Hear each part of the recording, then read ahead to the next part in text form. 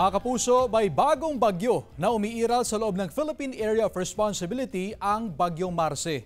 Hulitong namataan mahigit sa 700 kilometro silangan ng Borongan City, Eastern Samar. Kumikilos ito pa west-northwest sa bilis na 35 kilometers per hour.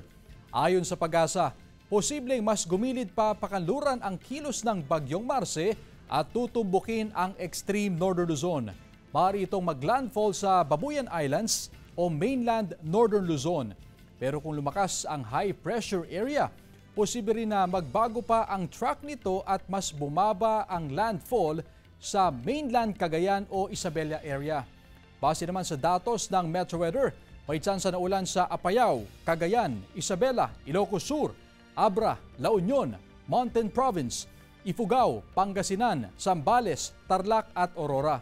Posible ang malalakas sa ulan sa ilang probinsya, kaya maging handa pa rin sa banta ng baha o landslide. May tsansa rin na ulan sa iba pang bahagi ng bansa.